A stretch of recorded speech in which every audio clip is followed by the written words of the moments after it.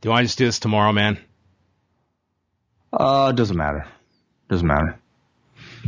It doesn't matter. I could do it again now or tomorrow. It's fine.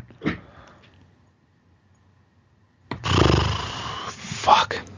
As if they don't have too much on their plate. The Kings of Combat Sports Podcast, John and Wade. They talk about the things they did that day. They'll analyze the work of Vince and Triple H. Review a SmackDown. Review a SmackDown. Review a SmackDown. Review a SmackDown. Review a SmackDown. Review a SmackDown. Review a SmackDown. Hello and welcome to Review a SmackDown. It's John Pollock alongside Wai Ting. What's up, Wai? Hey, not much. Here for a hot take edition of Review a SmackDown. Oh, I'm hot. But Why? What's wrong? Because I had this horrible dream that you and I started the show, and 28 minutes into it, the recorder crashed and we lost everything, and this is take two. But What? I have no evidence that actually existed, so for all I know, this is the first and only edition of Review a SmackDown we have done tonight. Wow, what a random dream. Strange, yeah, and I was awake for it too, sitting right here. That's funny. Oh, that would be terrible if that happened. Thankfully, it didn't. Yeah, we're doing a contest tonight, Wai. Oh, tell us about it.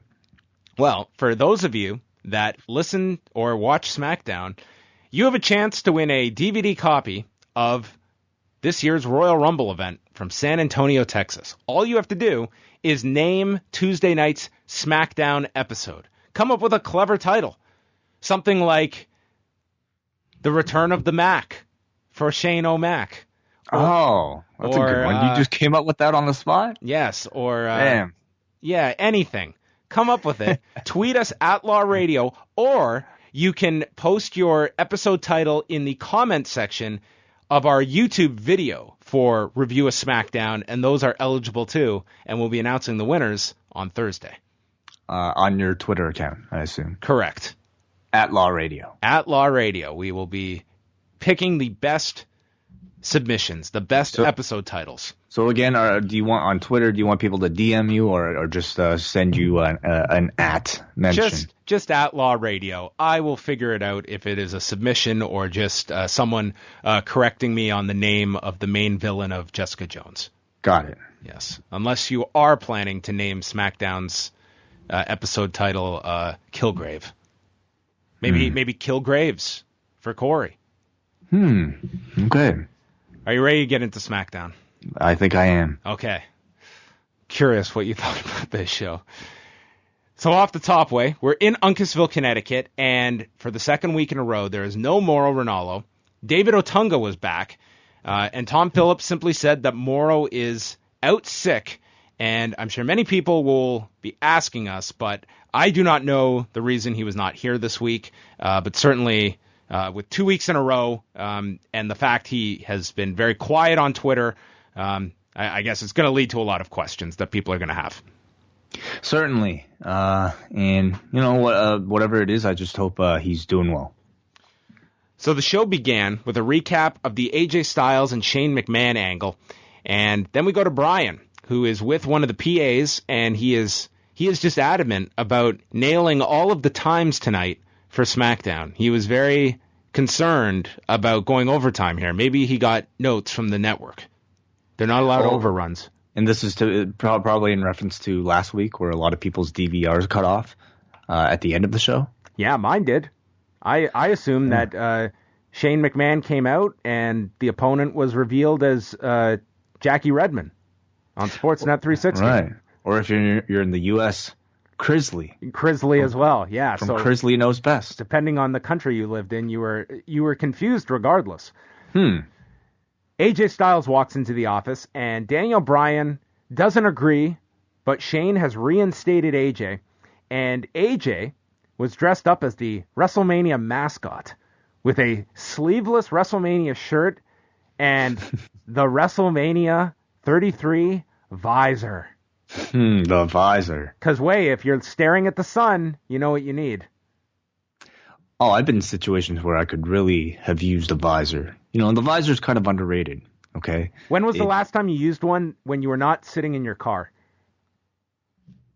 That type of visor? No, we're talking about the head visor. Okay, when have you ever used a head visor? I'm not saying it's impractical. Maybe when I was like 6. My dad put one on my head, and I had no choice but to wear it.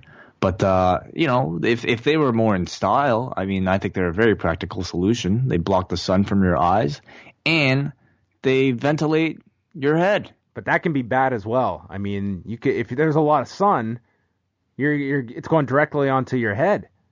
You could get heat stroke. Yeah, well, I mean, you're still getting shade. There's the sun is shading the top of your head. I'm just saying it's a solution. Okay, so maybe carry both. Carry a hat, carry that emergency visor, and then swap it out depending on how much sun is on your head. It's just a good option. But AJ here, I almost took this to mean like he was almost kind of like teasing Brian, saying, not only was I reinstated and not fired, now I'm going to go overboard and wear all this stupid corporate shit just to show that, hey, I'm still an employee. Up until this point, as we're just a week and a half away from WrestleMania, this might have been the first visual representation on a WWE show that signified this WrestleMania as the 33rd show with that shirt he was wearing. Right. I'm sure they made a lot of merch, signifying that as well. But you're right. It didn't have a big sun on the back of this jersey. No, this was just keeping everyone aware. So he tells, Brian says that Shane is on his way to the building, and Styles says he's going to go out to the arena and tell the world how it felt to beat up Shane McMahon. So AJ is reinstated, and I don't know if they had some further idea for last week, but it kind of seemed weird doing the firing. A little clunky. Like they didn't really kind of build on that drama of whether or not he was really fired. It just kind of was reverted back. Like they've shown that the line is pretty far of what they will tolerate within this company and the actions, whether it be forklifts or houses lit on fire. Yeah, but I didn't mind the line, even if it was just a line of saying you're fired, because at least that was, to me, it's you should be firing somebody for doing that. Just like you should probably fire Randy Orton for burning down a dude's house. You should actually be arrested. So, in a storyline like this, where with AJ and Shane, and where I feel like they're going for a bit more realism, I think doing something like that, helped. So AJ comes out, and he's in the ring, and he says he isn't sorry for anything he did last week, and he laughs it off and says after all he was put through, he was able to put Shane through a car window. And then Styles mocked Shane's voice, and for the second straight week, his target morphed into Steve Austin. Last week it was John Cena, this week Shane McMahon. So we know that AJ's got one great impression out there, but it appears to be just one. Well, he does a great Ric Flair, too. Yes. Doesn't he? Yeah. Maybe he is so good that was him on Southpaw Regional Wrestling. I don't know if he's that good. He accepts Shane's challenge for WrestleMania, and the reason he is accepting is in order to be part of the ultimate thrill ride, WrestleMania. Yeah, I'd buy it. If you were told, hey, the ultimate thrill ride is happening, wouldn't you want to... I would assume it's a roller coaster, but I would want to try it. I would get a ticket. So, I don't know. I don't know if you're presenting me with the idea of being on a 7-hour theme park ride, how excited I would be for that. Yeah. It seems more like maybe more of a cruise than a thrill ride, What if that thrill ride featured the Flow Rider song playing throughout the entire time? I mean, that'd be torture. Wouldn't necessarily be a thrill ride. I feel this theme song is one of the... it just finds a place in your brain when you hear it, and it just rests there. Wait, can you tell me a Pitbull or Flow Rider song that doesn't do that? Because, I feel like 2 years ago, didn't they have a Pitbull or Flow Rider thing? It's like one year they had Pitbull, another year they had Flow Rider, and now you get the combination of the two. So... It's like these two evil powers that have come together and formed this earworm. Yeah. Flo Rida, to me, is the new Howard Finkel, where they're just going to get him on every WrestleMania. It'll be him every year doing a theme song. Who is making it? Is it Vince making these decisions? Like, does Vince love Flo Rida and Pitbull that much? That he feels like this big show of the year needs to have this voice attached to it? Well, I don't know if maybe Vince McMahon and Kevin Dunn are just... That's what they crank out. I mean, their Best of Kid Rock album just had one too many scratches because they're listening to a compact disc and someone hooked them up with some Flo Rida. Hey, I got this new shit. It's called Florida. Crank it up. And then Kevin Dunn's like, Vince, order this check of this new girl, Tinashe. That's Tinashe, way. Yeah, I know. I was reminded of that too. Yeah, we made that same mistake. We're as out of touch as our imaginary Kevin Dunn voices. So Styles continues there and says, without him, SmackDown would plummet, their social media would crash, just like Shane through a car window, and that he is untouchable.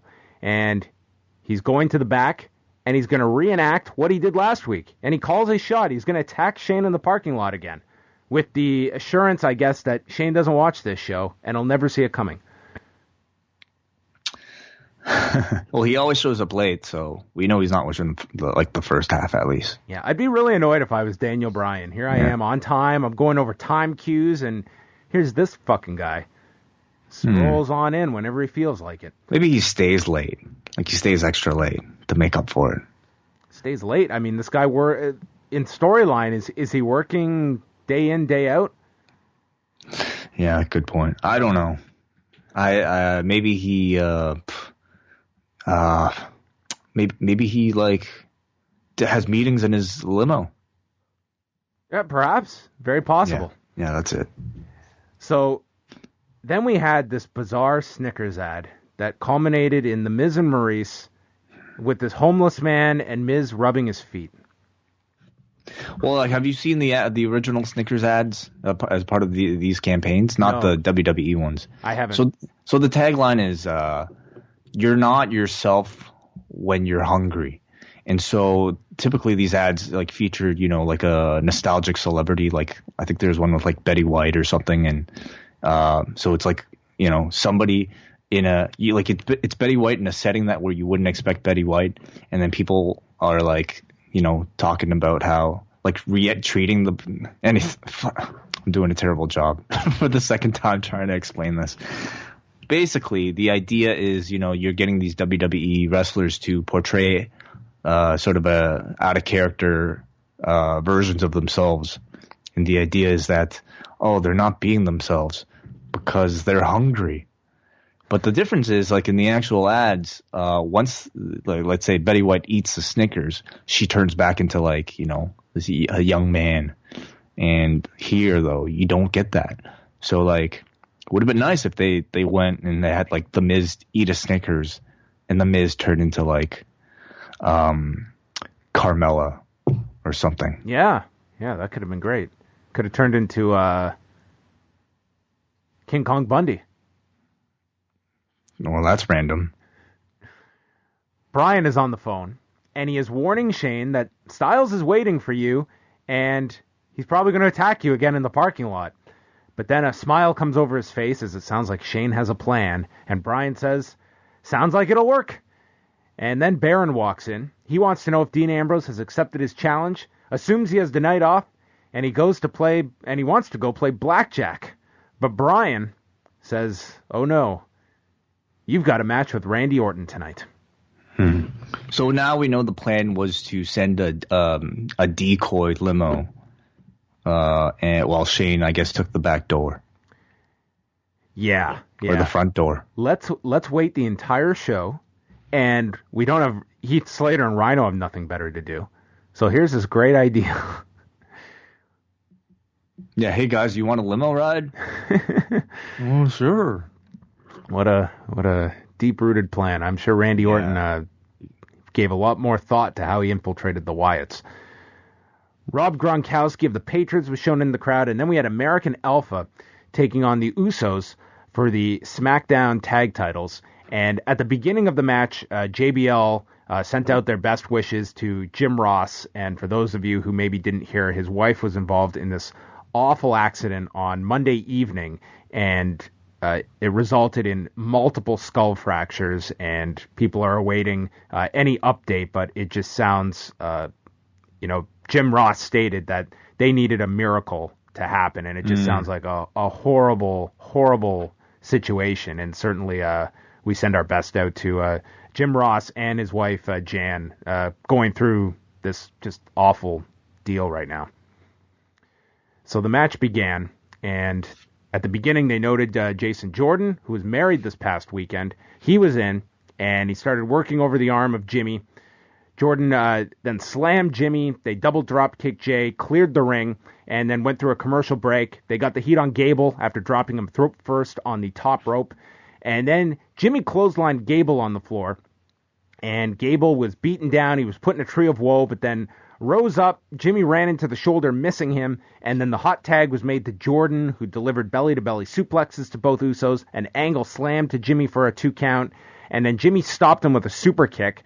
We got this awesome near fall where there was a super kick delivered to Gable, and Jimmy followed it with a splash off the top, but Gable kicked out. Then Jay was in.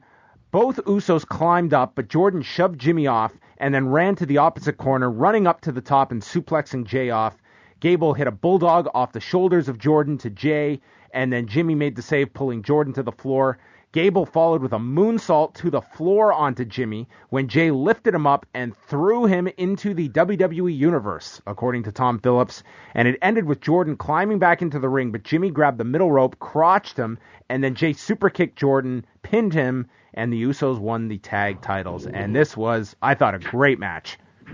A very good match. And I think the type of match that, we closer to the ideal type of match that you would think about when you initially saw the pairing of these two teams together on SmackDown. I could say, in my opinion, I feel like they haven't really hit the potential of what these two teams should have been doing, when the draft was announced. And by far, these two seem like the most marquee teams, at least in ring, that were actual tag teams.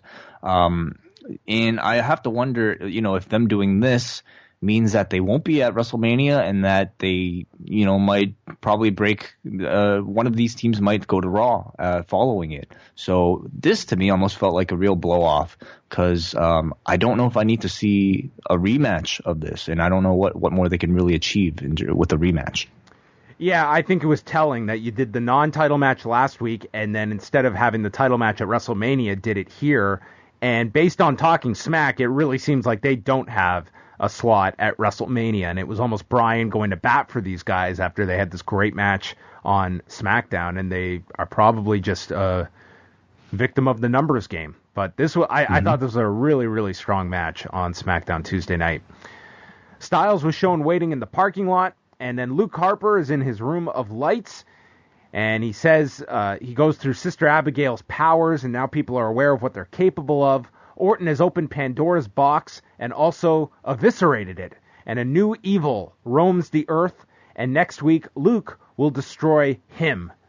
That being Bray Wyatt, which they will have on the final SmackDown before WrestleMania. Mm-hmm. Yeah, Luke Harper has a new look that he debuted on the house shows over the weekend. He's got like this ponytail now and a black tank top instead of a white one. Ooh, that's a big change. It's a big one, huge. Well, I'll say, to me, obviously we can expect him to basically be fed to Bray next week in the go-home edition of SmackDown heading into WrestleMania, which is totally fine. He doesn't have a program at the show.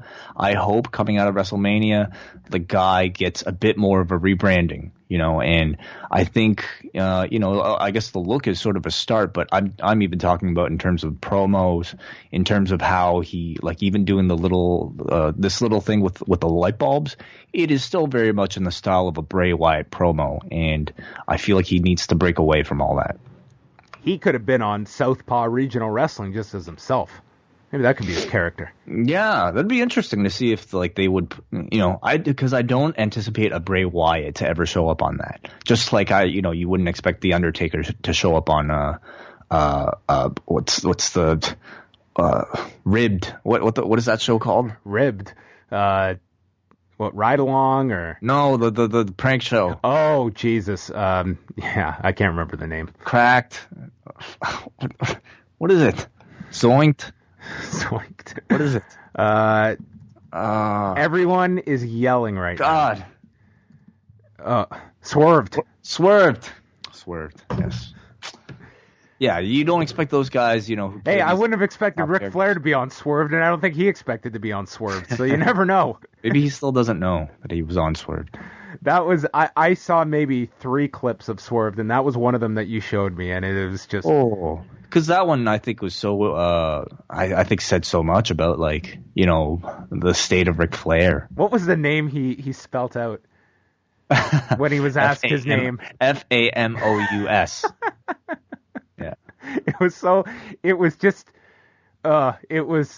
I felt guilty enjoying it so much because it really came off like Flair was clearly not in on this. He was really pissed. And, yeah. I think he's of the mind that you don't treat a legend like that, no matter what reason. The prank shows, I get, yeah, whatever. Anyway. Then we had our first edition of Total Bella's bullshit, as they had been teasing that Miz and Maryse had an unreleased episode of Total Bellas. So, Wai, this is your turf. Take us through this. Oh, okay. What'd you think of this episode? I think you probably have more detailed notes than I do for this particular edition of Total Bella's bullshit. So why don't you take it? Well, Maryse was... First of all, they showed her, she's dressed up as Nikki. And then we cut to her dressed as Brie, which was hilarious because I wonder if this started with them thinking, well, who can play Brie, before they realized, well, wait, they're twins. We can just have Maryse play both of them. Yeah. Regardless. This was great. Yeah. They did the kind of corny editing 101 class lesson where you... shot you had 2 of the same people in the same frame with the edit in between. Yeah, this was definitely funnier than Austin Aries interviewing himself. Imagine if he had this level of production. That's true. Yeah, it's a different. That's not the A-double level of production. So Nikki and Brie are the Maryse is playing these over-the-top ditzy stereotypes of the two. At one point, they're arguing over which one is which, and Nikki explains she's the one with the hat, and then Brie yells Brie mode uncontrollably. Then the Miz walks in as this robot, playing John Cena, dressed up as him, and starts stating that rule number 35 is no singing in the house. He goes up to Nikki and addresses her as woman I genuinely and sincerely love. And throughout these skits, he's constantly teasing that he's about to propose to her, but doesn't actually. And this included him saying that he's going to pop the question, but instead just had a balloon with the word question written on it that he popped. And also tried to kiss her in the most stiff and awkward manner imaginable. I thought both were very good. I thought Miz was just hilarious here. Yeah, I think this was them just kind of taking the ideas they've been talking about over the past several weeks and actually turning them into more visual, insults. And, they were done well. I felt like some of the maybe punchlines maybe were a little bit flat, but overall, that was almost sort of the point, is to try to be kind of cheesy. But I'll also say, I think the Miz captured a lot of John Cena's subtleties really well, including, John Cena, kind of having this, lower back lordosis with his ass sticking out, where, Miz tries to bend down and, and Cena has that. Yeah. And so he captured that really well. I really enjoyed this. Randy Orton and Baron Corbin was up next, and the match began with Orton immediately going for the RKO, and Baron avoided it, went to the floor. And then Orton is stomping him when he returns. They go through the break. The crowd's chanting RKO, and Corbin just yells, no chance. So Orton then comes back with some clotheslines, gets caught by a Corbin shot, and then Corbin slides under the ring, comes back into a power slam that he's hit by Orton with, full Nelson slam, and then Orton throws him into the steps and hits a draping DDT while kissing and pointing to the WrestleMania sign. Sets up for the RKO. Corbin blocks it, hits the deep 6 for a 2 count. And then on the floor, Corbin misses a shoulder tackle and runs into the steps. And at this time, the crowd starts reacting to someone coming out. But instead, they go to the replay. So we're watching the replay. The crowd is now chanting Dean. We're still not shooting him, though. And finally, Dean gets on the mic, and we cut to him on top of a forklift. And, of course, the world stops as a man is talking from outside of the circumference of the ring. And Corbin is in a trance. He is distracted and then turns into an RKO and is pinned by Orton. And this led to Ambrose accepting the challenge for WrestleMania and laying out Corbin with the dirty deeds. The match wasn't bad, but to me, it just kind of felt like it was there. They had a lot of time, went through 2 commercial breaks, but to me, nothing really stood out or felt all that memorable between these two. And the crowd, though, certainly reacted to this forklift. And to me, I thought for at least a moment that we might have actually been getting a forklift match at WrestleMania. Oh, we've been hoping for it. Maybe they're going to save it for the pay-per-view after, like in Extreme Rules or something. Whatever. Okay. Has that ever even happened? A forklift match? Well, we said last week we had the Judy Bagwell on a forklift match. But the goal of that match is to simply lower Judy Bagwell off of the forklift. Correct. Now, what would a dueling forklift match entail? What would even a singular forklift match? How would these two, if we had to actually, let's continue our fantasy forklift booking idea. If these two had to actually have a forklift match, what would the goal be? Because you can't lift yourself up when you're on the actual fork. You know, you have to be in the driver's seat to lift. So how can a man, even if you suspended a belt up high, how can he forklift himself up there? Maybe Renee. Oh, a run-in. Yeah. Forklift interference. Forklift interference. Fork in the road. It's symbolic. And this could lead to Renee leaving Dean for Baron. Why? Because then we'd have Baron Young. Baron Young. Wow. Interesting. Has a tag partner down the road. Okay. Well, in my opinion, I don't know how you feel about this Ambrose Corbin feud. I think it's a little bit cold. To me, it's a match that's happening simply just because. But yeah, it's an icy match, and it's hard to build upon a man nearly being crushed to death and where we go with this. I do feel the forklift will be used in this match. I think this is going to be your crazy brawl, and they're in a position where they could have a pleasant surprise of a match. Mm-hmm. Although I don't know. I don't know if Corbin is going to, like, I feel Ambrose can certainly, I think he very much needs one of those big performances. I just don't know if Corbin's the opponent that's going to bring the best out of him or not. Maybe we'll be surprised by this. Maybe they're going to have this wild brawl, and it's going in with such low expectations. Like, it would not shock me if these two have a passable, taking a lot of what everyone anticipated last year with Lesnar and Ambrose. It's going to be this wild street fight, and it was reduced to so little. Mm-hmm. At least this year, Dean's got a year's worth of ideas with an opponent that's probably game for anything. Yeah, I hope they have something really elaborate planned backstage. And, you know, we get like 5 forklifts. And it becomes just a ring of forklifts, like a forklift pentagon. You're getting crazy now. They could fight on top of the forklifts. I'm just saying, you know, I want some level of creativity that can actually maybe help elevate this feud. Renee was with Randy Orton backstage and is asked his reaction to Bray Wyatt's baptism last week. And he said, quote, "Last week he bathed himself in Sister Abigail's ashes, and let's just say that's the last thing I expected him to do." Just quite the summary. And then the lights begin to flicker. A sound effect occurs.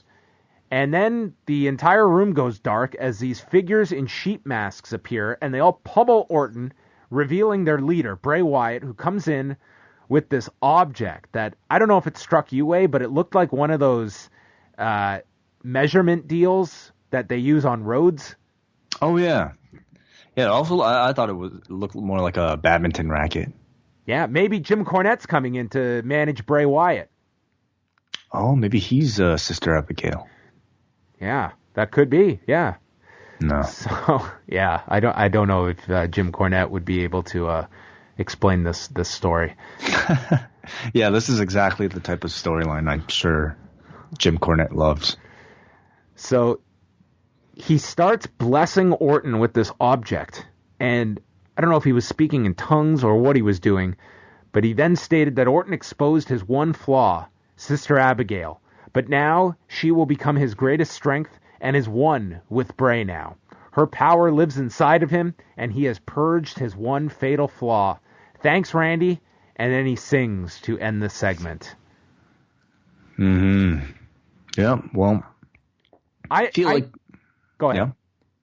Oh, I was just going to say, I feel like this week was a bit less of a...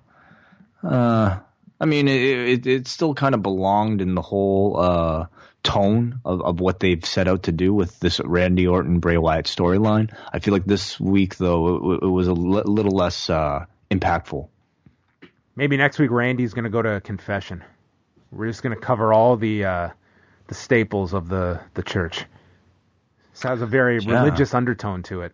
Oh, definitely. I will say, Randy Orton as well.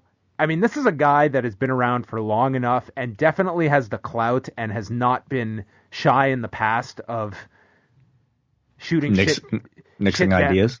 Yeah. This is a guy that's very protective of this character and stuff that it tells me he buys into this. I feel like he's probably been a huge proponent of everything that they've been doing. He seems really into it, and that's something I'll say is that for somebody who plays such a serious character, he's in this 100%. Like, it doesn't feel like he's laughing at any of the things that are going on. It feels like he's really invested in this. What do you see coming out of this at WrestleMania? Who has the title? And, well, first of all, who do you feel wins this match? I mean, it's got to be Randy. You think so? I mean, at the culmination of the storyline, whether or not they culminate at WrestleMania might be another question. But I feel at the end of all this, I mean, this is Randy Orton's master plan, and to see it finally come to fruition, he has to win the title at least once, to really stick to Bray. See, I feel this has somewhat rejuvenated Bray Wyatt, and while I haven't been a fan of the baptism or tonight, the point of it was that he's now got these, as you were saying last week, it's like he has inherited these new powers now. He is Super Bray now. Yeah, he's stronger. He's eaten Sister Abigail. Yes, he's absorbed all of her powers, and now he is the Megazord. Is that how that works? No, it's not. But there's another one. There's another. He's like a Piccolo. You know what? Dragon Ball. He's Super Mario, and he just ate the flower, and now he's got firepower. I guess. I mean, I think it would be more like if Mario ate Luigi and became like Super Mario. Well, it would not surprise me if the creation of this was fueled by the eating of some mushrooms. Mm. Sorry. It's late, folks. It's late, and we've fucking done this show once. Funny. It is funny. Okay. Oh, you should have heard that joke the first time. Yeah. Yeah. It was really good the first time. Yeah, I'll blame it on that. Up next, we had John Cena and Fandango, who was back on SmackDown. And Fandango came out and brought out Tyler Breeze, who was dressed as Nikki Bella, as well on this show.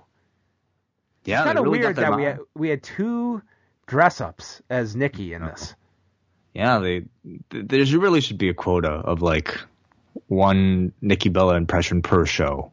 I feel maybe this one, I think, suffered from the initial one. Maybe they're going to do the opposite of the WrestleMania 25 entrance with all the John Cenas, and it's all going to be Nikki Bellas. Wow, I'd love to see that. I mean, all like that's a tougher. Is that a tougher casting call though? No, you kidding me? Just go to like Hollywood or like go to Orlando, go to the beach and be like, hey, you, and line them all up. That'd be awesome. I'd love to see that. What if it was one row of John Cena's and one row of Nikki Bellas? Do you know how weird that would be? God. And then maybe they could get Winston too. That scene entrance is weird. I love that Cena entrance. It's cool. It's an incredible visual, but it's weird. It's just weird. From WrestleMania 25. Yeah. Don't go back and watch it. You don't need to. No. So Fandango gets on the mic and says Cena was exposed for being a lousy boyfriend, and tonight is going to get written up for that. Then writes him up for another ticket for wearing jorts in 2017, and as well as going to expose him for being a lousy wrestler, and refers to Tyler as Breezy Bella before our match between Lance Catamaran and Chet Cheddarfield. Mm-hmm. Tyler Breeze was somebody too, wasn't he? That's right. He was also on the show. I can't remember the character's name. Then the real Nikki Bella came out. Cena hit Fandango with a suplex, a 5-knuckle shuffle, and then Nikki came in, spearing fake Bree, that being Tyler, and speared him with her hat on, and thus cut her forehead, and also speared Breeze's breasts off. Yeah, no joke. Like the little like chicken breast things fell out. Anyway, how does somebody cut themselves with the hat? How did that happen? I'm guessing because she had it on backwards, right? Like, I could understand if it was on front. No, but that makes less sense to me because if it was just as a snapback. It was the snapback snapping on her forehead, I guess. That's plastic though. Would that cut you? Maybe. I did. She probably hit heads. Maybe it was the fake boob that caught her. Yeah, that's true. She didn't take that into account. Yep. Yeah. Then Cena lifted up Fandango for the AA while Nikki hit Tyler with the rack attack, and then they applied their double submissions, the STF and STS combo, with both tapping out. This took place all in 90 seconds, and I know a lot of people were sad to see Tyler Breeze, but they are at probably the lowest on the rung. They are a few hiccups above the Ascension and the Vaudevillains. I don't even know that. At least the Ascension got some focus last month in that match. Was it at Elimination Chamber? But Breezango really have had nothing. So I'd put them all about the same. Well, the Vaudevillains and the Ascension are doing access matches. So that's either a step above or a step below. It's up to your interpretation. I think Breezango would probably be their opponents for a lot of those matches. And that's the thing is that these guys are seriously they're fighting for their jobs, and anything to get them on TV to be memorable, even if it includes being dressing in drag and taking pinfall from Nikki Bella. Unfortunately, that's the level we've come to with these very talented performers. But their gimmicks just aren't working, unfortunately. Maybe they'll continue with this. Maybe they'll play the Bella Twins after WrestleMania. Oh. Okay. That'll be weird for Daniel Bryan. Can I just talk about how awkward John Cena seems in this storyline so far? Anytime he's out there with Nikki, I feel like I can read a bit of a, uneasiness about him kind of being so upfront about his relationship on camera. It doesn't feel like he knows exactly. It doesn't feel like they're exactly comfortable being so using their real life relationship in a storyline like this. He's not a PDA guy. Maybe not. Probably not. On Total Divas, of course they're totally fine, but just something seems a little bit off with their comfort levels. Then we had Becky Lynch against Carmella. Natalya was on commentary. Carmella was on the floor, and Becky chased after her. Ellsworth got in the way and then grabbed Becky by the foot when she got back into the ring, leading to Carmella super kicking Becky. Natalya ran in with a discus clothesline for the DQ, 46 seconds. And this just served to lead into Mickie James and Alexa running in. Everyone fought with each other. Becky hit a missile drop kick to Ellsworth. There was a Beck-sploder to Carmella and a Mick kick to Becky before Bliss laid out Mickie with a straight right. And JBL ended by saying, "We still don't know what type of match it will be. We just know it'll be every woman for themselves." So they haven't even figured it out yet. I think the match, whatever match they will have, will be a high-energy, fast match featuring spots from all the girls. But I think it also has the potential, especially with this crew of relatively inexperienced girls, to be a little sloppy. And thus far, at least in terms of the build, I feel like it's kind of been unfocused. You know what I mean? It just feels like it's a multi-person match to get everybody on the show, and you aren't necessarily getting those individual splinters of storyline between the individual participants involved, which I feel like SmackDown has been very successful at with the women thus far, creating individual identities within that division. Here, it just kind of feels like you're throwing everything, on the canvas and seeing what happens. But to me, the biggest area of interest is whether or not Naomi makes her reappearance in Orlando, which I think will add some direction for the match. But at this point, I wonder if people still care enough about her to see her return and react big, and maybe to even see her win. It'll get a nice reaction in Orlando, but I would imagine that Naomi is the key to what kind of a match this is, because if she's the surprise, you would somewhat want to do it where there's staggered entrances, so she gets a big entrance rather than just a six-way match where they're all out there. Though she'll definitely get the last entrance either way. Yeah.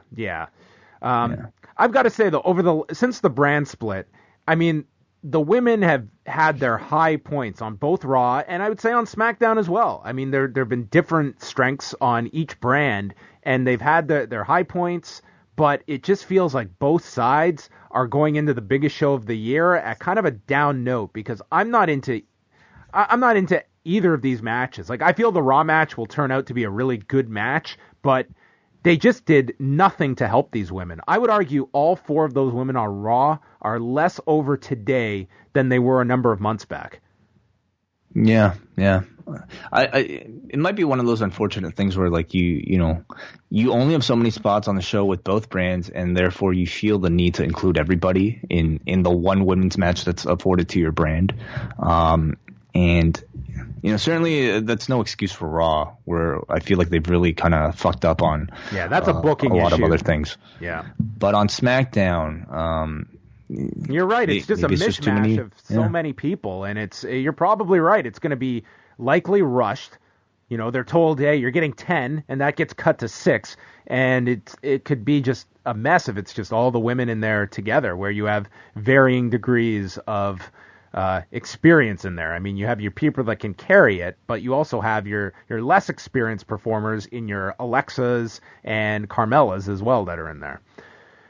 Neville did his 205 Live promo. I think it's just every week. It's Aries or Neville. They just check, is it my week or is it his week for this promo?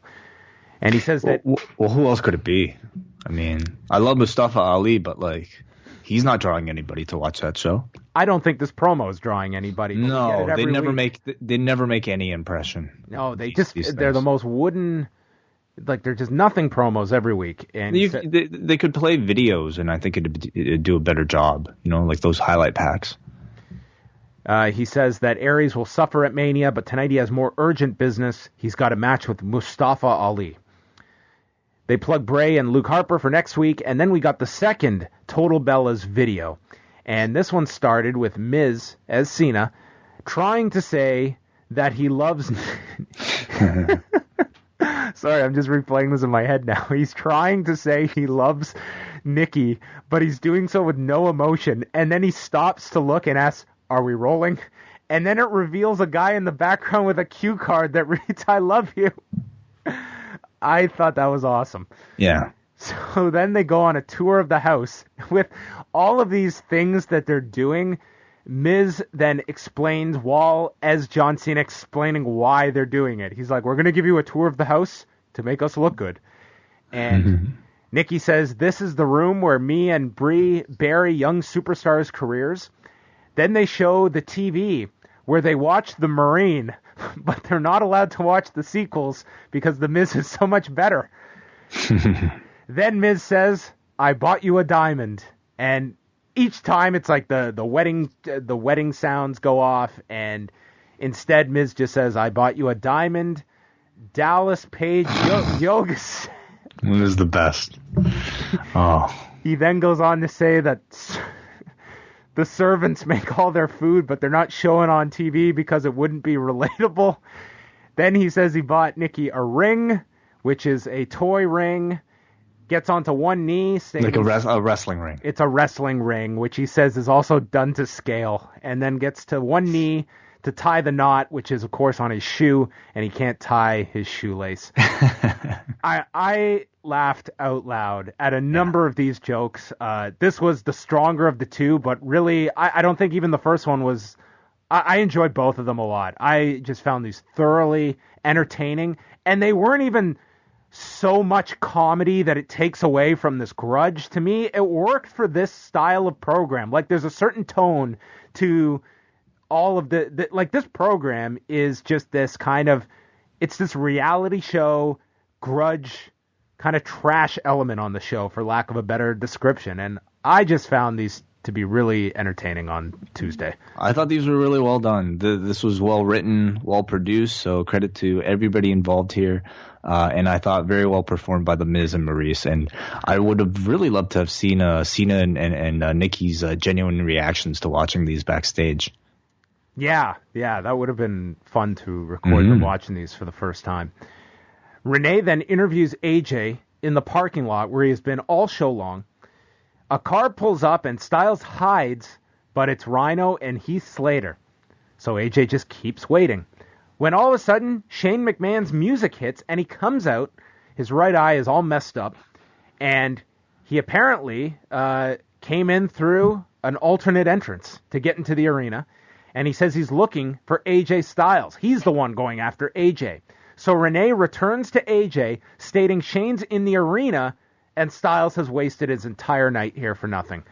So they come back after the break, and Shane says that AJ could have been a man and come to talk with Shane about his problems, or they could have just had a fight and thrown down. But AJ did none of that. He blindsided him, and the crowd starts chanting for AJ Styles as a result of this. Styles is then walking through the back, and this was a long walk from the parking lot to the arena portion. I think they're trying to show that he was hesitant and scared now that he didn't have the element of surprise. You know, he came in kind of really shy, not wanting to instigate too much with Shane. Yeah, he had to... play coward now to Shane as he got to the entrance, grabbed the microphone, and made the decision to come out and confront this 46-year-old threat. And he tells Shane to just understand where he's coming from. He says, I went off the deep end, I made a mistake, and I apologize. And the fans booed this. They did not want to hear AJ apologize to this guy. So he then enters the ring to go after Shane, and Shane reminded us of that Shane O'Mac offense. As he just, this is almost like the movement I would make if I had my window open and suddenly this draft hit me and I was just furiously trying to shut the window and knock it on top. That's what Shane looked like here. Smacking this guy on the back. Sorry. No, Go ahead. He took him to the floor. The Styles did attack Shane. And then the announce desk was cleared, but Shane suplexed Styles over top of his head, attacked him with a monitor, gave those trademark punches, and then put AJ on the desk, climbed up the turnbuckle, and he put him through the table with an elbow drop to close the show. Love the elbow drop. Anytime, they used a great effect last year, used a great effect this year to end the show with a big spot. I had no issues with that. I do have issues with his punching and AJ selling for this, and that's really the toughest part for me to take. It was the toughest part for me to take in the Taker match, and I know it'll be the part that I'll hate the most in this match. Why does he do them? Oh, well, he just it's okay. His punches actually look better before he did all his MMA Phil Nurse training. Okay, so I blame Phil Nurse. I blame crew Phil Nurse for Shane's awful looking punches, and I assume he's been legit trained, so he's trying to throw these legit punches, but pulling back to make sure that he's not hurting the guy too much. But the end result is just that it looks awful. And even if he did have a great looking punch, I'm not comfortable with the fact that your commissioner GM is shown to be an equal level, competitor to your former world champion, who's supposed to be the top star on the show. AJ shouldn't be selling just straight off the bat like that. Shane should be, using weapons, using something else in order to get the upper hand so that he could deliver that big spot at the end. I don't think I'll ever be okay with that, but that's my only criticism of this. Yeah, I mean, I get the thinking here is that they want you going into this match that this is going to be a competitive match between these two. But to me, I feel that Shane's big comeback should have been at WrestleMania. That's when you do him getting his revenge on AJ. And I felt he got too much here. Like, I feel AJ should be getting the best of Shane. That's what should be expected. And it was almost like they want to make everyone know Shane is very much his equal going in here, which I don't think is the right dynamic for this to truly work, because I think you're really tempting that audience to turn on Shane, which may happen regardless. I mean, AJ is a babyface that is just, it feels like a powder keg, and that could really explode WrestleMania weekend with this. And I just felt there was too much given for Shane here coming off this attack, and you put all this heat on AJ, and it was just evened out this week. I don't have a problem with the table spot. I feel like they need something big and visual to kind of really drive home the point of this match and to really add heat to the match. And it's kind of a signature spot he does. I don't really have issue with it. And, they kind of need the two to go back and forth. But, I think you're right in that Shane should definitely be portrayed as the underdog. But in their minds, that's not how Shane McMahon works. That's not the Shane McMahon character. It's unfortunate because that is, to me, the best way to have this audience behind Shane is going in as an underdog, that you just look at AJ as this asshole. And Shane is really booked on SmackDown the same way Triple H is booked on Raw. He's the corporate guy who occasionally steps out from the back and kicks ass when he wants to. Yeah. So that was SmackDown, and yeah, that's our match. Those punches need to be retired. You're not telling me that he could spend a goddamn afternoon with AJ Styles and not be able to throw a convincing forearm. Well, who's going to tell boss's son, hey, your punches look really bad? My God, if this guy had any, it's, I don't know. I don't know how you could not just realize how awful these things look to just eliminate them from the arsenal. There are plenty of other strikes we can work around. You do not need to be throwing fucking punches. And if I was AJ Styles, knowing that Chris Jericho got popped in the face at Survivor Series, I'd be like, dude, you're not throwing punches at me. Yeah. Is there any... And again, I feel like that'll be AJ's biggest challenge in having a good match is, convincingly accepting Shane McMahon's offense. It will really ruin a lot of the believability of the match for me, but we'll see. We'll see what happens. It's totally possible Shane wins this match. Yeah, of course. Yeah, that's never been in denial.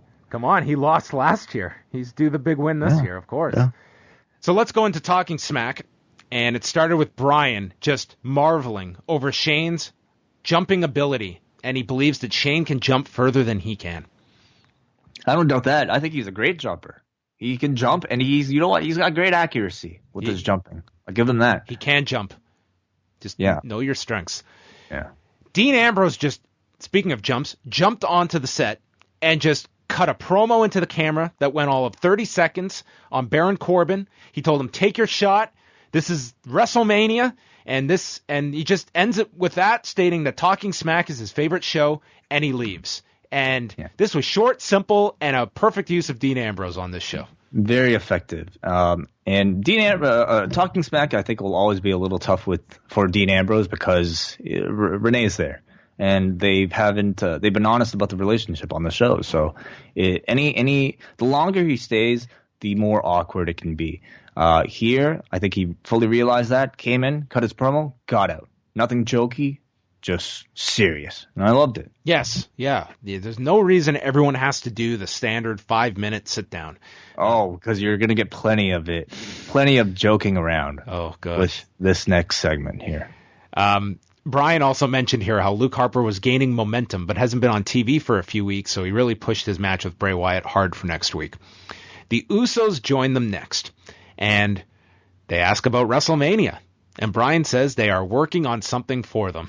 And Brian basically wanted to just call an audible here and say they were part of WrestleMania, but I think it was pretty obvious. There's no plan for them, at least to have a match at WrestleMania. I mean, maybe they're earmarked for the Battle Royal, but it was pretty clear to me during this segment that they do not have a match as of right now. And maybe maybe they're debating it. Maybe they have to time out the show, but it doesn't feel like they have a spot right now. I think it was very obvious, and I think the Usos saw this as an opportunity to get public interest in a match happening at WrestleMania for them. They've got a hall pass. Yeah. Anyway, so, I mean, the Usos are on here. They're so friendly, and they're so nice. They're so likable. They're just, like, joking around. They're just like they're the life of the party. Like, when you go to a party, these are the people doing most of the talking, entertaining everybody else. And I think it's great, They're a lot of fun. But it's completely incongruent with what their characters are on the actual shows. Completely. I thought it was almost too much friendliness, too much fun. Yeah, there's two ways to look at this. Number one would be these guys are super entertaining, but this completely contradicts the role that they should be playing.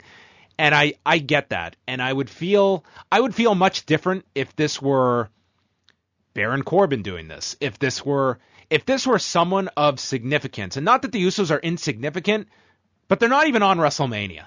And to me, these are guys that are going on there, and it's like, let's get ourselves over on this show. And maybe it is not it has no connection to the characters they should be on TV, but it's an entertaining segment. Like, this is the most personality these guys ever get to show is on this particular show, and it's just a natural chemistry they have with Brian and Renee. But it's definitely contradictory. There is no semblance of where they are on SmackDown versus Talking Smack. And to me, that's kind of a big issue, because I feel like, you have the Miz who is very entertaining, but he's entertaining while maintaining the focus for his storyline. You have even a Baron Corbin or an Apollo Crews who aren't necessarily the most entertaining, but they keep in mind the end goal of trying to get over the characters that they have provided for them.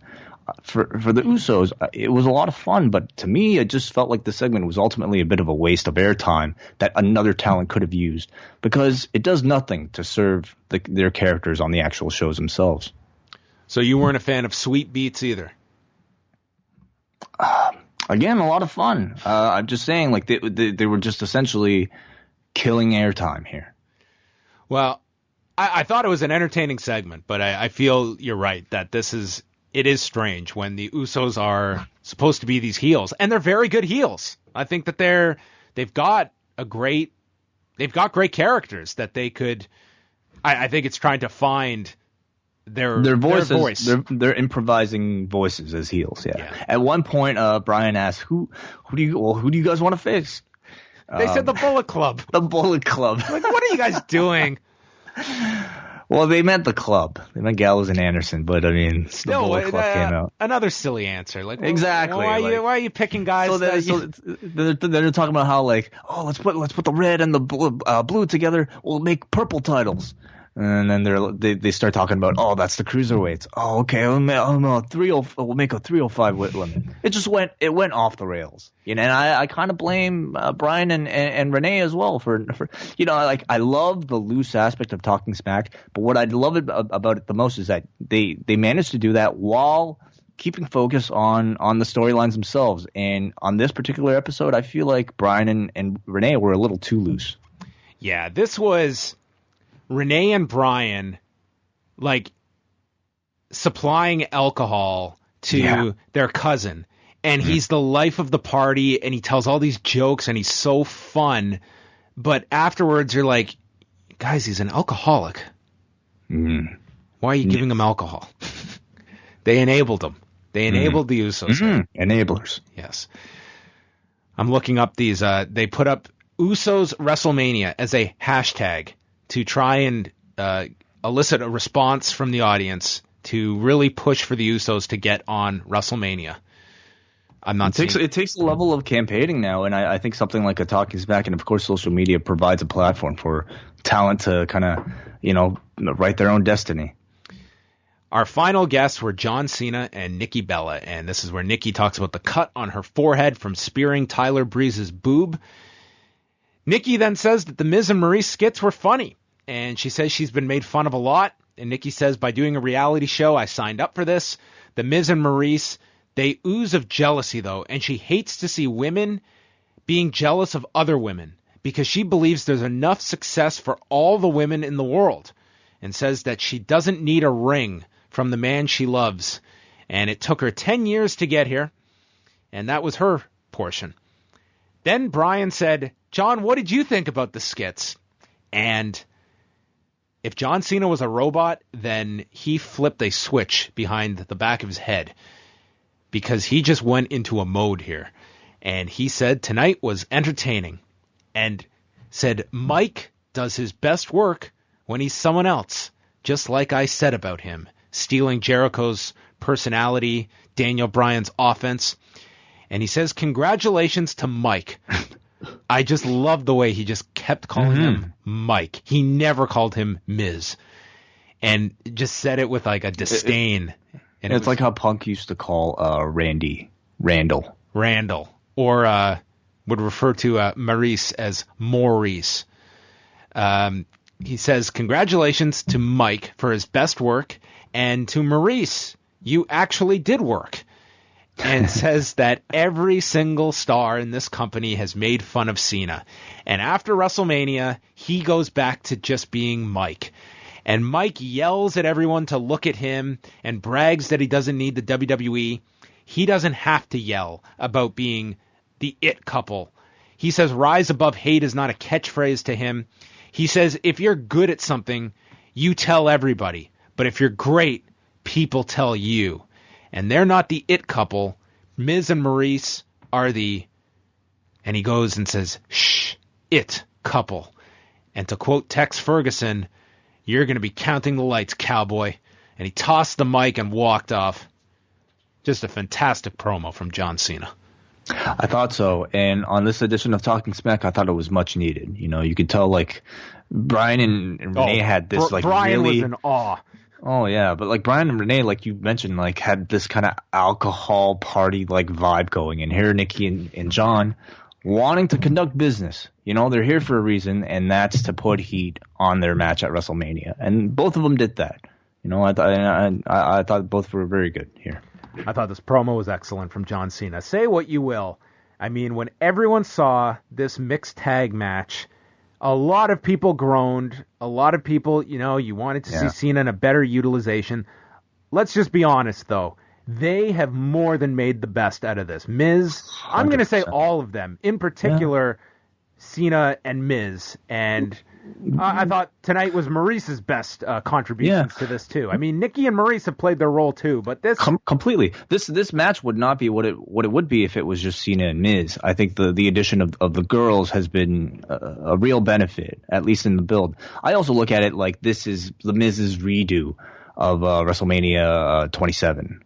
Could you have imagined a build-up like this? Like, this would have felt like a WrestleMania main event, I feel, had this been 2011 instead of the way they did build that match. Yeah, I mean, this is a program where the Miz not only feels on the level of John Cena, but in certain weeks, like this week, feels on a level above John Cena and is actually getting the better of him. And, as a result, I think it's going to elevate him greatly coming out of it. And I'm entertained. I'm definitely entertained. So had things not gone the way they did years ago, would this have been Cena and Nikki against Phil and AJ? I think we'd actually give some real consideration to that. It could have been co-ed division. Can you imagine? It could still happen. This is, to me, I really enjoy this program because it was just a flat match when everyone looked at it on paper, and they gave this entire thing life, and it's become one of the more intriguing matches because of this build-up. I think they've done such a good job just through promos. They haven't done like these wild, violent angles. It's just been great promos where you feel a grudge element that they don't tap into too often, just based on promos that feel realistic. They don't feel scripted, and this is just you talk, I talk, and now we're going to have a match at a pay-per-view. This is why everybody should be watching Total Divas. Really is the best source of all storylines. Well, 205 Live isn't. Did you watch this show? I did, and this was where I was actually having a bit of trouble. So I apologize if I'm not catching every detail. Okay, well, this recap of yours. It's 1:30 in the morning. We are on take 2, and we are going to race through this. No, take your time. It's fine. We actually have not done this portion. We were midway through SmackDown where we lost our show, so this is all fresh, guys. Dasha was with Neville and asks why he requested a match with Mustafa Ali, which was probably everyone's question, and says that Ali made a fatal error of disrespecting him last week, and he annihilates anyone that defies him. And Phillips and Graves got a new announce desk, this being just moments after Shane flattened their other desk.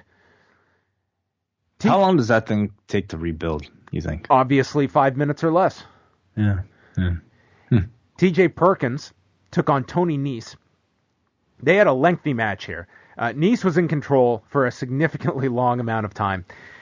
Perkins made a comeback, and then Nese stopped him on the apron and hit a springboard into a quebrada. Perkins landed a spin kick, got crotched on the top. Nese hit a running knee, which is blocked, and the middle turnbuckle pad came off. Perkins went for an armbar. Nese got out, Perkins hit a gutbuster, and then went for a springboard. Nese ducked, came off the shoulders, and then landed a released German to Perkins, sending him into the exposed buckle, and then hit the running Nese for the win at 10 minutes and 29 seconds. I thought a clever finish the way they took the pad off, and then that called back to that during the finish. But we're talking about late in the show here, and they, you go 10 and a half minutes, and this was a dead crowd for this match. A little tough, and certainly I felt it. I was very tired. I blame Iron Fist. I blame the Iron Fist for it.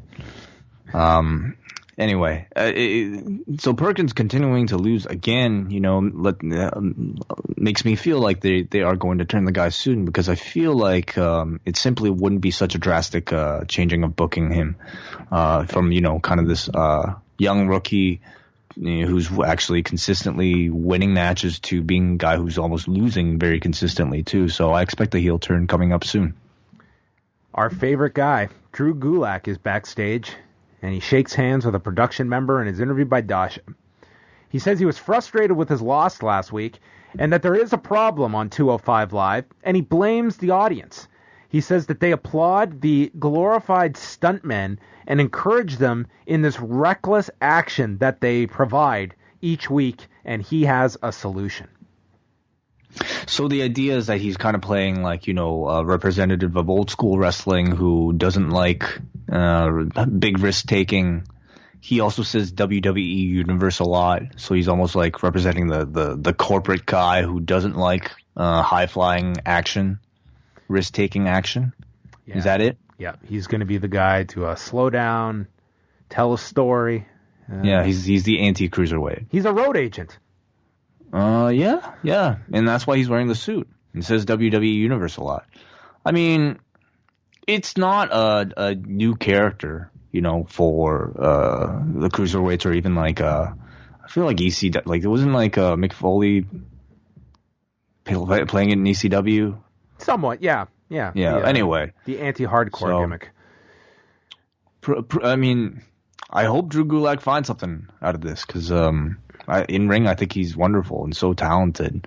The challenge is for him to find a WWE version of himself, which might or might not come very naturally. Fresh back in the country was Akira Tozawa. So did he ever leave the country? That was the whole thing. Kendrick said he's not in the country on Raw. Oh, okay. And so how did he get back in less than 24 hours? listen, if you're going to do a storyline like that 24 hours before, you better have something to explain this. And there's no resolution. Why did you do this? Like, this made no sense. Like, they just had no out here to explain it. So there's no mention of it, was there? There was no vignette of him trying to get back into the country. There was no explanation of how the passport got to him. Well, John, they're not sending any crew out to film vignettes for these guys. Then don't do angles with them. Like, listen, I hated that stupid angle last night, but don't just drop it and do nothing. 24 hours later, they just insults your audience. So we had no idea where we were going. Someone had an idea, and we had to use Akira Tozawa here. How about stealing your credit card? Yeah. Sure. Yeah. Your driver's license. Oh shit! I can't drive. I gotta take the bus. That's inconvenient. It's a bit more believable. Phillips pointed out that the passport issue was a federal crime, and Graves defended it, stating that Kendrick was returning stolen property. Tozawa faced Mikey Whipwreck-trained wrestler Alex Reynolds, and he ducked a clothesline and bridged him with a German and won the match in 6 seconds. Then he called out Kendrick. Didn't come out, so he said he'll go find him. And as he was leaving, Kendrick jumped him, and Kendrick got in a security outfit. Yes, we had a lot of costumes on this show of people dressing up. He was a security officer. Oh, wouldn't it be awesome if he dressed up as Nikki Bella to attack Akira Tozawa? Oh my God. I feel it's going to just be this joke. People at WrestleMania, they should all dress up as Nikki Bella. Oh my God, a whole section. God, that could be awesome. He tackles Tozawa, and Lesson 8 is booking a beginning, middle, and end for your angles. Oh God, I'm so done with this shit. This angle is not moving along at all. How many lessons are there? 8 so far. How many are there in total in this curriculum? Let him graduate. Expel him. Dismiss this class. I'm done. I'm done with this. Like, it's heading nowhere. I don't even care about the match. It's not entertaining. The ideas aren't clever. It sucks. It just sucks. Dude, look at how... I'm not even going to rant about Brian Kendrick and the difference of him and how over he was on the CWC. Look at night number 1 of Akira Tozawa on 205 Live and compare it to now. They have reduced this guy into nothing. All he has going is that grunt. Yeah, and that's really all he can do. He's still, I think impressing in ring, but you can only get so far before the audience is done with you, with these terrible storylines. And I've been disappointed with almost every storyline in 205 Live thus far. So it's a bigger issue, not just the performers involved. Like, I'm not kidding. Like, 205 Live has reached a point where it needs a new team. Whether it's a team, whether it's a showrunner, it's like this needs an overhaul and a new vision because it's got none. Big time. There's no understanding of these characters, and they're all less over than when they were on the Cruiserweight Classic and got over once on your television. And there's another great example of it in this next segment with these goofs backstage. Fuck. Noam Dar walks up to Rich Swann, Jack Gallagher, and Arya Daivari. And he's got lingerie that was sent to Alicia Fox, and he's asking the guys if they know anything about it. And Swann says, what you do in your private time is your business. Cue the laugh track. Dar says nothing is going to break up him and Alicia Fox, and Dar challenges Rich Swann for next week on the show. He accepts, and then Gallagher goes back to teaching Swann fashion lessons as they're in matching suits together. Yeah, so I mean, these guys continue to just be like really just one-off, one-dimensional kind of punchlines, you know? Daivari doesn't even have one dimension. Yeah, he doesn't. He's got no dimensions. What is it? What is that? How do you have no dimensions? He's in a different dimension, okay? He's in an alternate dimension. But the writing is just bad. The scripting is bad. The performances aren't very strong. I'm thinking, even if this was on NXT in a developmental setting, I still don't think it would be good. So, I try to keep in mind the fact that, a lot of these guys aren't brought up in the system and they are essentially in developmental, but unfortunately being put on Raw and, on this show by themselves. But it's really exposing them. And I feel it's unfortunate because you have real talented guys who, coming out of this might have their stocks, unfortunately, a little slightly devalued. Austin Aries comes out and he wants to redo the interview segment from Raw on Monday night, but eliminate the part that didn't work. Neville. He says he's going to ask and answer his own questions. And out came the Mick Foley index cards. The crowd is dead for this. Oh, how do you expect people to stay for this at the end of their 2.5 hour taping? I love Aries. Yes, again, very talented, but the shit with asking you your own questions and answering, fuck. He says he's above Neville's level, and then he says he has some embarrassing footage regarding Neville that he is going to play, which I don't know if that was the best timing to have a joke about. Seriously, John, if this was on TNA, people would be tearing the shit out of this. This was a bad show. 205 Live was a bad show, and people are going to come back and state, "Oh, there were some good match." It was to me, you have so little invested in these characters that I don't care what TJ Perkins and Tony Nese do for 10.5 minutes. You put them in front of that crowd with these characters that nobody cares about. I saw a great match tonight. I got a great tag title match. I see great wrestling on every single show. That if that is the one thing about 205 Live, that it's its calling card, we have good matches, good luck.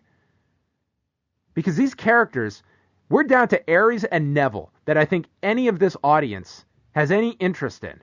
And we got a 15-minute match after a 10-minute match. And I'm not saying the matches were bad, but it was just matches on this show. It was matches without motivation and with awful in-between bullshit backs. When there is motivation, it's kind of that over-the-top WWE bullshit that's not even the good kind. They do the good kind. We talked about it with Cena and The Miz, that over-the-top stuff that is sports entertainment, but it's actually very entertaining. This is a real amateur level of what a WWE show, the idea of a WWE sports entertainment type of show. When, we've seen that these guys are very capable of doing a very serious style of production that we saw in the CWC. The type of character I want to see with Jack Gallagher Tony Nese or Drew Gulak. I want to see a guy who really wants to win the Cruiserweight Championship. I think that's an amazing character for any of these guys. And, to try to do all this cute stuff with the passports and all that, they're not good at it. It's not written well for them. So why? Why continue? You know what I would do on this show, to be honest? Because this is a fucking dead end. And we've had now almost 4 months of this show. And we've got maybe 2 people that you can classify as over here. Mm-hmm. I would seriously look at this show as being one where I'm not saying every single segment would be this, but I would say on Tuesday, hey, next week, you, and you're all getting promo time on this show, and it's your promo time. Yeah. You're gonna have 4 minutes, and you have all week, and you are gonna give thought to get yourself over with your promo time. And you don't have the argument that, we have to time everything out. We can't worry about going over and hitting a commercial break or hitting the top of the hour. There's none of that on this show. The joy of being at the end of the night is they can go as long as they need to. So that's not going to be an issue. And you can't argue that this is working. This is the complete opposite, where just about every guy on this show is less over than when they started. That I would be at least give these guys some ownership of their material, so that if you tell Rich Swann and Jack Gallagher, we want you guys to do a promo together, you've got 3 minutes They're not going to be in matching suits talking about what haters are. Yeah. Or Austin Aries calling a guy a Debbie fucking Downer. That sounds great to me. That'd be awesome. And I know guys like this definitely need it because, I mean, I would assume that guys like, you know, who came up on the indies are probably had a bit of experience cutting promos, probably less experience reading lines, reading scripts. But unfortunately, that's just how they feel the need to produce professional wrestling. The best promos this week were John Cena, unscripted on Talking Smack, and Chris Jericho on Raw, that I'm pretty sure is a guy that I know is very hands-on with all of his material. And to me, it would be something that, so what? These guys go out, someone bombs for 2 minutes. You can't tell me it's worse than some of the stuff that they're being sent out to bomb with that is scripted. Anyway, Neville and Mustafa Ali was our main event. They went 15 minutes. As I said, this was not a bad match. It was good. I think Mustafa Ali is a guy that has a ton of talent. And he's so awesome. Didn't come in with a whole lot of buzz behind him, but that is a really fun guy to watch here. He ended up, he did this twisting cross body off the turnbuckle to the floor, hit a Spanish fly where they showed the replay, and... beautiful move. Yeah. What a beautiful move. Way too beautiful for this throwaway match on this show. Yeah. He went for the inverted DDT, but Neville stopped him. Ali hit a spiked DDT, climbed up again. Neville slid under the bottom rope, so Ali was stopped. And then Neville climbs to the top and hits him with a released German. And they showed the replay where Ali, hit his face coming down and was just selling like he was dead. This looked so spectacular that, to your point, my God, we should have saved this for WrestleMania, this spot. It just felt like, why give it away to this crowd that just is, eyeing the exit doors, and it was just out of place almost. Well, for one thing, I don't know if he'll be on WrestleMania. Well, he won't. I meant for the Aries match, but nonetheless. I also don't know if he'll... Yeah. I wonder how much... I wonder if these guys will be limited in what they can do at WrestleMania. Well, after the released German spot, Neville applied the Rings of Saturn. He immediately submitted, which totally made sense given he just fell onto his chest and then the Rings of Saturn submitted him. This was a really good match, to be honest. I don't want to be all negative here. This match was very good. Our criticism is never about the wrestling. It's just these characters. Yeah. The wrestling, 9 times out of 10, you get really good matches on this show. But it's you get the placement late in the show, and the creative is doing nothing to build these characters up. They are getting over in spite of this creative that is thrown at so many of these guys. Yeah, I wonder if this is the creative on 205 Live is almost I'm gonna say 2009 Raw is better than the creative on 205 Live. I'd agree with you there. Yeah.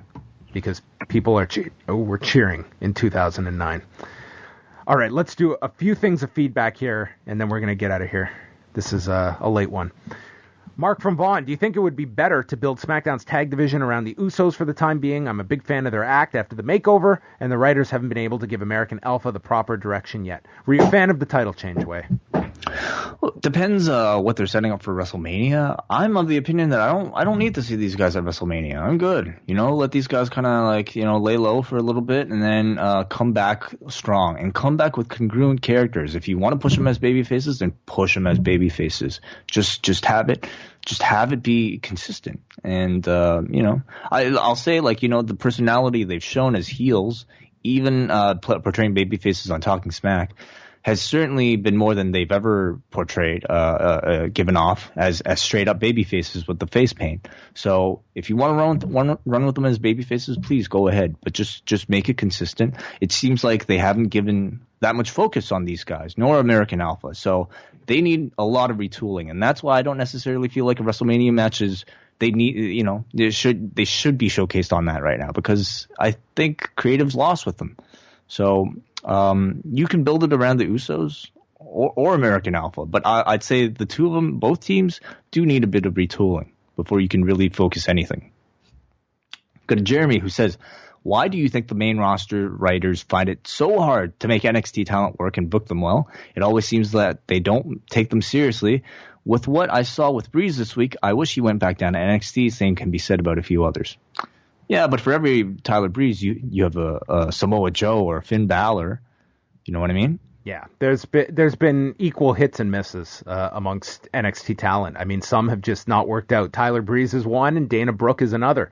And I think for different reasons. I don't think Tyler Breeze was a case of not being ready. I just feel he was given nothing to start with. I just feel that guy was behind the 8 ball in record time and has just been trying to tread water since then.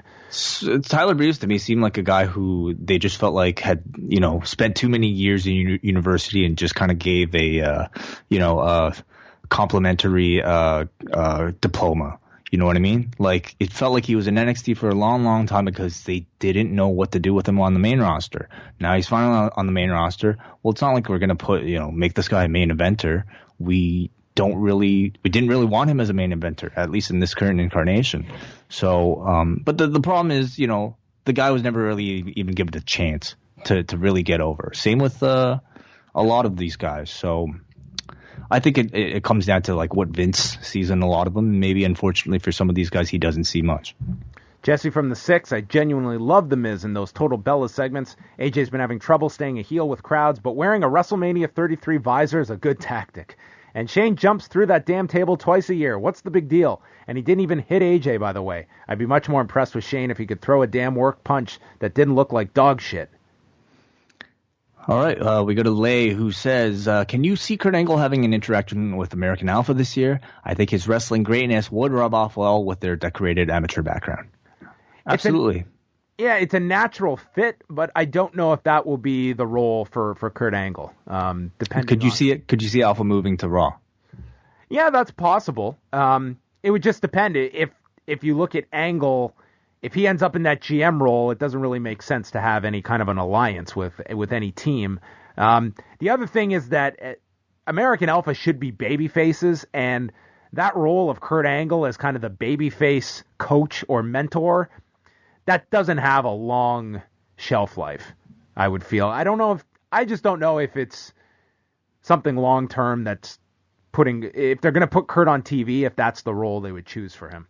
I think there will be some interaction, like maybe cute backstage thing, but sure. Yeah, I don't necessarily see Kurt being their manager. I feel like Kurt has you can probably do more with Kurt than just simply having him manage a tag team.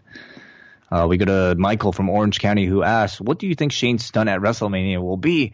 I predict some variation of the coast to coast. Who knows? Styles clash off the roof. Off the roof? Oh, there is no roof there, is there? Yeah. His stunt? Well, we don't know what the set looks like. I guess it might have a bit to do with that. There's no hint. We don't know. All right, let's do one more here. We'll go to Connor. He says, if you could switch opponents from any 2 singles matches on the WrestleMania card, which would you choose? For example, Owens against Brock Lesnar would mean Goldberg versus Chris Jericho. Fine question, Connor. Way too late for me to process this. I'm just too tired here to flip. I would switch The Undertaker with Maryse. AJ. With Maryse. No, I was good. Maryse, yeah. What if The Undertaker and Michelle McCool took on The Miz and Maryse? Wow, I'd love to see that build. The ultimate intergender. I mean, they have a fucking division if they ever wanted it. Oh, with everybody. Oh, I want to see Miz and Maryse just do spoofs of everybody. Wow. Yeah, I'd love to see that. Especially Paige and Del Rio. Oh, jeez. Yeah. That's the ultimate one. Yeah. All right, that's going to wrap up the show, everyone.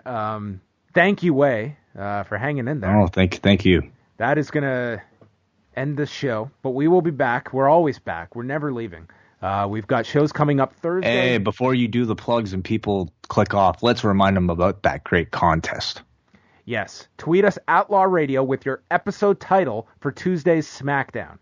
At Law Radio with your episode title of SmackDown, or you can post your episode title in the comment section of the Review-A-SmackDown video up at youtube.com/live audio wrestling. We will draw some winners on Thursday, and you'll also have a chance next week as well. We'll have some more DVDs as well. So that is where you can go check that out.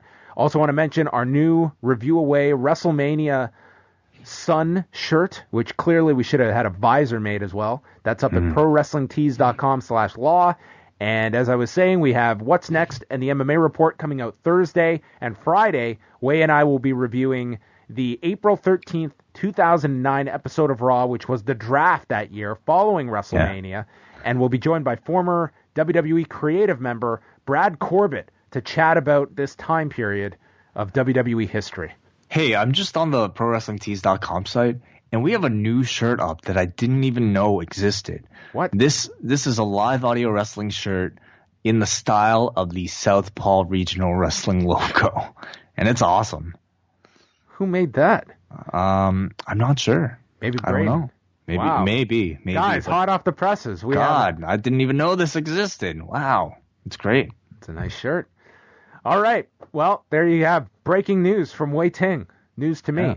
Yeah. So go check that out. And Sunday night on the Law. Last thing, we'll be joined by Allie from TNA, and NXT champion Bobby Roode will be on the show Sunday night, 11 Eastern. LiveAudioWrestling.com. Good night, good morning, goodbye.